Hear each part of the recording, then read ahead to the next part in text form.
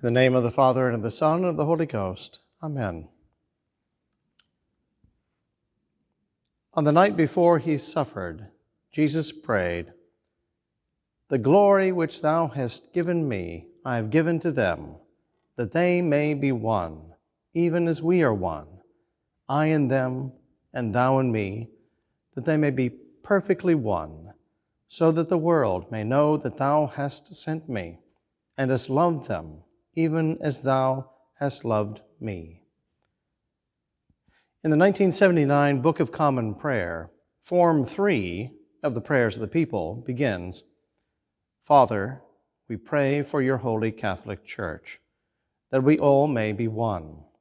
Grant that every member of the Church may truly and humbly serve you, that your name may be glorified by all people." And it concludes, "We praise you for your saints who have entered into joy. May we also come to share in your heavenly kingdom." Of course, in heaven, there is only one church. In purgatory, there is only one church. On earth, well, it looks like there's a whole lot of churches, which is not what Jesus prayed for. In our theology, Anglicans reached for a metaphor to describe the church as a tree. You can see the beginning.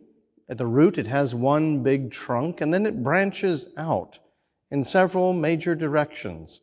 Some branches have rotted off and fallen away. Others remain strong and fruitful. Though distant from those branches on the other side, they can look down to the root from which they all sprouted. The truth of the image is that the church, like a tree, branched out in many directions. The failure of the image is that it was never the will of God for us to go in our separate ways. The separation of the branches is a reminder of our separateness, not of God's will and design for us. When we pray the Our Father, we pray that God's will would be done on earth as it is in heaven. In this case, we pray that God's will for the unity of the church, already realized in heaven, may now be realized on earth as well. It was not long ago that ecumenical cooperation among churches was rare and many times unthinkable, especially between Catholics and Orthodox, between Catholics and Protestants, between Anglicans and Puritans. To even set foot in another's church was considered a sin. As we mentioned last time, the Week of Prayer for Christian Unity was begun in 1908 by the Graymore Franciscan friars at their monastery in New York State. They were Episcopalians who felt a special calling to join with Jesus in his high priestly prayer that his church may be one. Today's feast concludes that octave of prayer for Christian unity. It's truly amazing how much that effort has borne fruit over the years, not in just keeping this vigil of prayer, but more importantly, in progress toward unity. In America, a priest named William Reed Huntington began a unity movement in the Episcopal Church, which led the House of Bishops to declare at their 1886 meeting in Chicago, quote, "Our earnest desire that our Savior's prayer, that we all may be one, may in its deepest and truest sense be speedily fulfilled by a reunion of the churches." This led to an appeal for Christian unity at the 1920 Lambeth Conference. There, the Anglican bishops stated, quote, "The vision which stands before us is that of a church genuinely Catholic, loyal to all truth, and gathering into its fellowship all who profess and call themselves Christian." It adopted from the Chicago list the essential 4 elements of the church. That is, the scriptures, the creeds, the sacraments, and the ministry of bishops. So this became known as the Chicago-Lambeth Quadrilateral, which is printed in the back of the 79 prayer book. And then Cardinal Mercier of Belgium and Lord Halifax in England gathered an informal group of theologians for the Malign Conference to talk about the possibility of reunion and what it might take. Archbishops of Canterbury and York began to pay regular visits to Rome. In the documents of the Second Vatican Council, the Anglican Communion became the only church outside of Rome to be mentioned by name when the Council said that it occupied a special place among the churches that separated at the time of the Reformation. In 1966, Pope Paul VI and Archbishop Michael Ramsey established ARCIC, A-R-C-I-C, the Anglican Roman Catholic International Commission, to engage in theological dialogue, to come to agreed doctrinal statements in order to facilitate the eventual visible reunion between the Anglican and Roman Catholic churches. And so a series of agreed statements on virtually all areas of dispute followed over the course of the past several decades. Meanwhile, in 1999, the Catholic and Lutheran dialogue produced an agreed statement on justification. Remember, justification was at the heart of Luther's main protest. Catholics and Lutherans in Germany participated in a joint service in 2016 to commemorate both the 500th anniversary of the Reformation and the past 50 years of dialogue working to heal the breach. A document telling the history is called From Conflict to Communion. Sadly, though, while we've been resolving these issues of the past, at the very same time, our side has been throwing up some new obstacles to unity with innovations in theology, morality, and practice on issues like contraception, abortion, ordination of women, and sexual morality. So we're now in this strange situation where traditional Anglicans and Protestants often have a lot more in common with Catholics than with their fellow churchmen.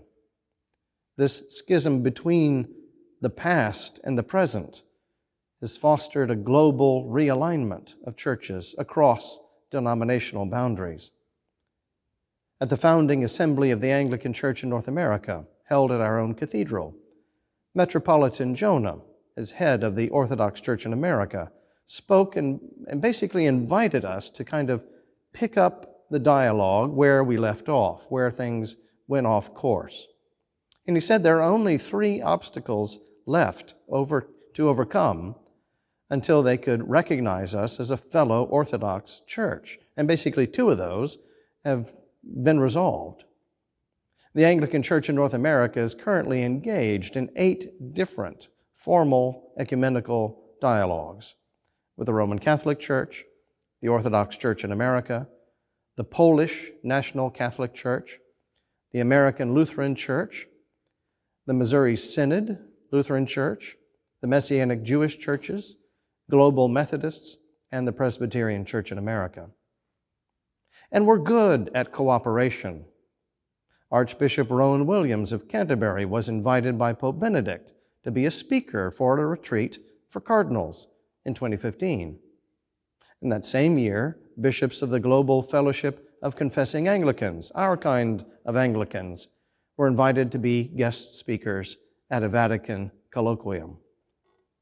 We have come such a long way, but we still have a long way to go, all the way to full visible unity.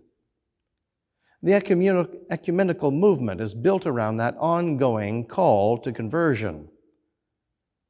If you remember from last week, St. Paul had posed the rhetorical question in 1 Corinthians, is Christ divided? Of course he's not. So if we find ourselves as Christians in our churches divided from each other, that must mean in reality we are divided from Christ.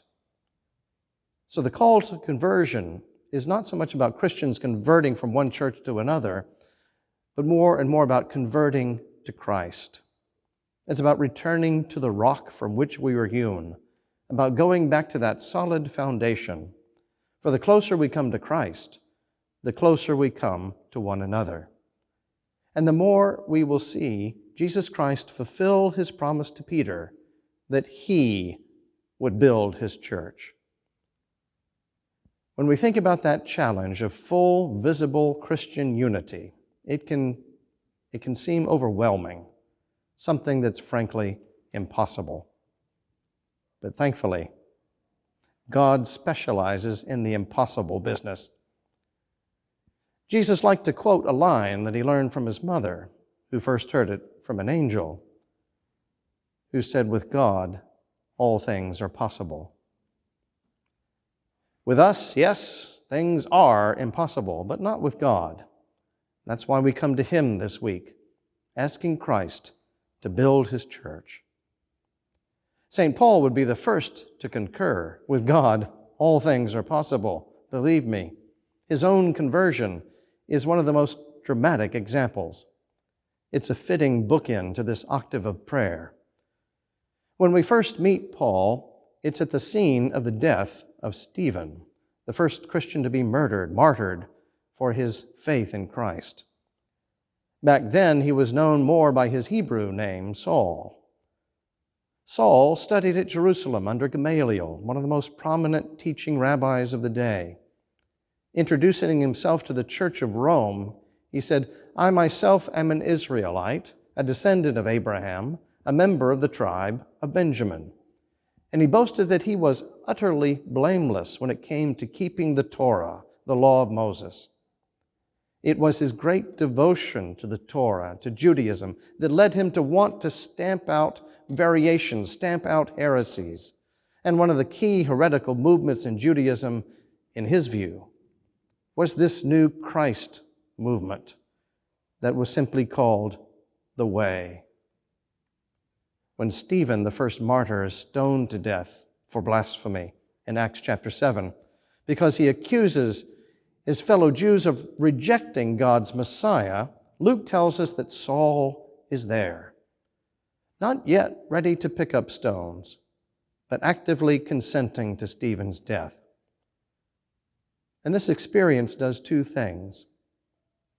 It plants a burning hatred in Saul for this newborn church and a desire to stamp it out at all costs.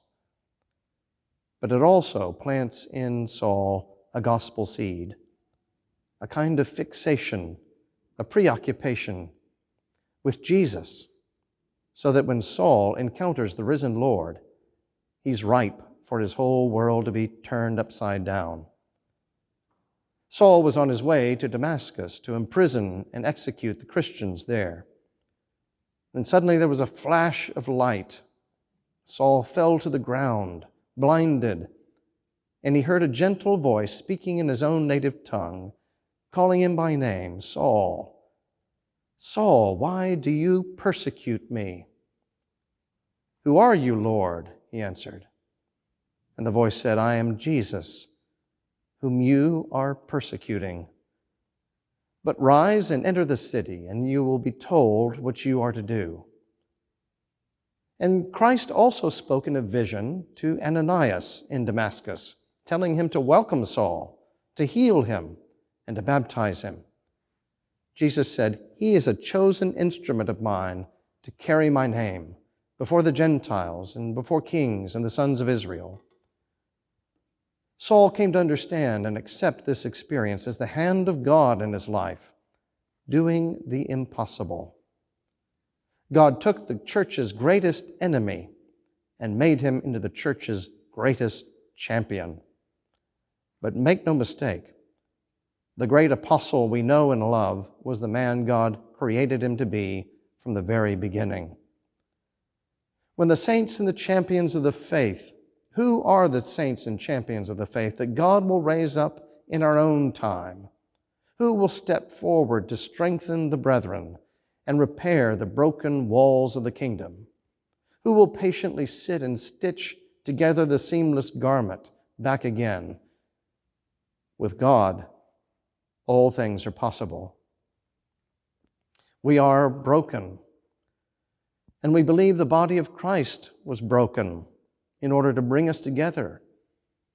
As it says in the Didache, as the grains were once scattered upon the hills and brought into one loaf, so he brought us together. We are wounded, cut asunder by self-inflicted wounds. But we believe that there is a balm in Gilead that makes the wounded whole. There is a balm that heals the sick, sick soul. Paul, writing to the Ephesians, which is like the treatise on Christian unity, said, "There is one body and one Spirit, just as you were called to the one hope that belongs to your call, one Lord, one faith, one baptism, one God and Father of us all, who is above all and in all and through all." Pray that God would work in us to make us the answer to Jesus' own prayer for the unity of his church. In the name of the Father, and of the Son, and of the Holy Ghost. Amen.